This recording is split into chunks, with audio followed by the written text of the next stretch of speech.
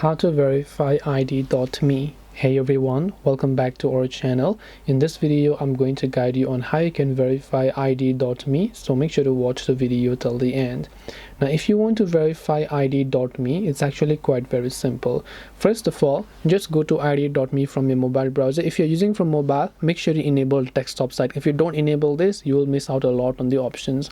Now from the top right hand side, you can simply find the sign in button. Just tap the sign in button over there and just go ahead and then make sure to sign in to your ID.me account. So let us wait until this page has successfully loaded up here, and once you are logged in, you will see this type of interface. Now to verify your account, make sure, by the way, again desktop side is enabled, right?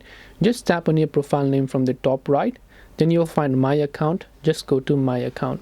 Once you go to my account, over here you can see my ID is not linked yet. So all you have to do is just go ahead and tap on manage IDs option. Then just go ahead and make sure to verify your ID, whether it's an employee ID, student ID, nurse ID, alumni, or whatever else, and then you will be able to verify your ID in that way.